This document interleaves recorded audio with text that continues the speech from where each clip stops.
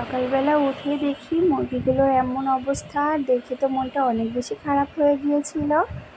আসসালামু আলাইকুম এভরিওয়ান, যে যেখান থেকে আমার ভিডিওটি দেখছেন, আশা করি আল্লাহর রহমতে সবাই ভালো আছেন। আমি আলহামদুলিল্লাহ পরিবার পরিজন নিয়ে ভালোই আছি। তবে আমার মুরগিগুলো সকাল থেকেই ঝিমোচ্ছে, মনে হয় ওদের ঠান্ডা লেগেছে। আর ঠান্ডা লাগলে কি ওষুধ খাওয়াতে হয় তা আমার জানা নেই। আপনারা যদি কেউ জেনে থাকেন তাহলে অবশ্যই আমাকে জানাবেন। আমার মেয়েরা বায়না ধরেছিল বলে ওর বাবা 5টা মুরগির বাচ্চা এনে দিয়েছিল, আর সেখান থেকে 3টা মরে গিয়েছে আর আছে 2টা। এই যে চোখগুলো কেমন ঠান্ডায় ফুলে উঠেছে, আর ঠিক মতো খাবারও খাচ্ছে না। দেখে তো খুবই কষ্ট লাগছিল। দেখে খেতে দিয়ে এরপর আমরা সকালে নাস্তা করে চলে এসেছি দুপুরে রান্নার জন্য। আর আজকে একদম শর্টকাট রান্না করব, ডাল ভর্তা এগুলোই। তো আজকে আপনাদের সঙ্গে আমার ডালের রেসিপিটা শেয়ার করছি। এভাবে ডালটা রান্না করলে অনেক বেশি মজার হয়। এই কারণে হয়তো অনেক আপুরাই অনেক মজা করে ডাল রান্না করতে পারেন, তবে যারা নতুন আছেন তারা চাইলে এই রেসিপিটা দেখে নিতে পারেন।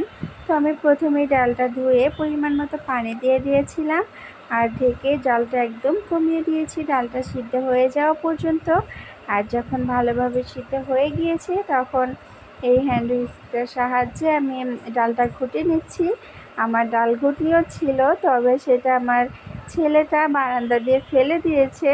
তো এখনই আর কেনা হয়নি, তাই আমি এটা দিয়েই কাজটা চালিয়ে নিচ্ছি। আর এটা দিয়েও কিন্তু খুব সুন্দরভাবে ডালটা একদম ঘুটা হয়ে যায়, তাই আর এখনই কোনো চিন্তা করছি না কেনা। তো এই তো ডালটাকে ভালোভাবে ঘুটে তারপরে আমি পরিমাণ মতো পানি দিয়েছি।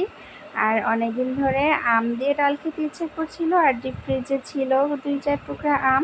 সেখান থেকে 2 টুকরা আম, পরিমাণ মতো লবণ আর হলুদের গুঁড়া দিয়ে আমি এখন আবারও একটু ডালটাকে ভালো মতো বলক টেনে নিব। এর মধ্যে আমটাও ভালোভাবে সিদ্ধ হয়ে যাবে আর হলুদের কাঁচা গন্ধটাও খুব সুন্দর করে চলে যাবে, রঙটাও অনেক সুন্দর হয়ে যাবে। এই তো এর মধ্যে আমি কাঁচামরিচ আর কিছু ধনিয়া পাতা কুচি করে দিয়ে দিয়েছি, আর একটু সব কিছু ভালোভাবে নেড়ে চেড়ে দিচ্ছিলাম।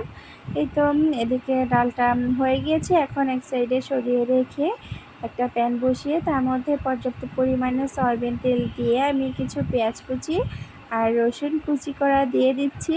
আর এগুলোকে এখন ভাজার পালা, আর একদম বাদামি করে আমি এগুলোকে ভেজে নিব। করে ডাল থেকে অনেক সুন্দর একটা ঘ্রাণ আসবে। আর এটাকে তো আমরা ডাল বাগার বলি, অনেকে অন্য অন্য নামেও এটাকে চেনে। তো যে যে নামে চিনেন না কেন, এভাবে করে করে দেখবেন, অনেক বেশি মজার হয় ডালটা খেতে, একদম পেট ভরে ভাত খাওয়া যায়। আর এই তো একটু লাল হয়ে আসলে তারপর আমি এগুলোকে এক সাইডে সরিয়ে রেখে এর মধ্যে 1/2 চা চামচ পরিমাণ সাদা জিরা দিয়েছি।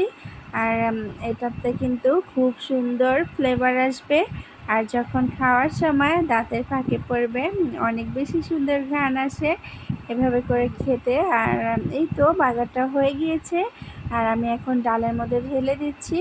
এভাবে করলেও কিন্তু অনেক মজার হয়, আবার অনেক সময় ডালটাও আমি বাগারের মধ্যে ঢেলে দেই, সেভাবেও করা যায়। তো দুইটা একই, তেমন কোনো পার্থক্য নেই।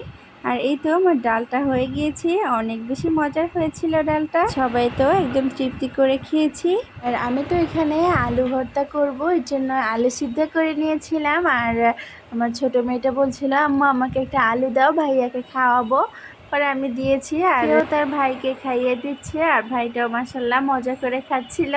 আমি এদিকে বসে বসে দেখছি আর কাজগুলো করে নিচ্ছিলাম। আমাদের যেহেতু একটা দাওয়াত ছিল, তাই আজকে শর্টকাট রান্না করছি। বা যখনই কোনো দাওয়াত থাকে, দাওয়াতের আগে পরে অবশ্যই একদম হালকা পাতলা খাওয়ার ব্যবস্থা করি, কারণ দাওয়াতে গেলে তো এমনিতেই অনেক বেশি রিচ ফুড খাওয়া হয়। এর জন্যই আগে পরে একটু সিম্পল খাবার রাখলে ওই খাবারটা খেয়ে কিন্তু একটু তৃপ্তি পাওয়া যায়, নয়তো একটুখানি খেয়েই একদম অভুক্তি চলে আসে, খাবারের প্রতি রুচি থাকে না কোনো। আর তারপর আমি আলু ভর্তা, সাথে কচুরমুখির ভর্তা আর একটু ডিম ভাজা করে নিয়েছিলাম। করে খাওয়া দাওয়া শেষ করে তারপর বিকেলের দিকে একটু ছাদে চলে এসেছিলাম। এসে দেখি ছাদে অনেক মানুষ, সবাই ঘুড়ি ওড়াতে ব্যস্ত। আর এদিকে কিছু কবুতর উপরের দিকে ছিল, সেগুলো আস্তে আস্তে নিচে নেমে যাচ্ছিল। ছোটবেলায় আমরাও এক সময় এমন শখ করতাম ঘুড়ি ওড়ানোর, যেটা এখন আমার ছেলে মেয়েরা করে। এগুলো দেখছিলাম দাঁড়িয়ে দাঁড়িয়ে, খুব ভালোই লাগছিল যেহেতু ছাদে অনেক বেশি পরিমাণে বাতাস ছিল। আর বাচ্চারা তো একবার ছাদে আসলে নিচে নামার কথা ভুলেই যায়, যেতেই চায় না।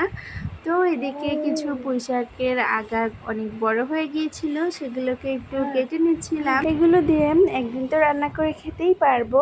আর মাশাআল্লাহ শাকগুলো কিন্তু দেখতে অনেক বেশি সুন্দর ছিল। আজকে ব্লগটা এখানেই শেষ করছি। সবাই ভালো থাকবেন, সুস্থ থাকবেন। আল্লাহ হাফেজ।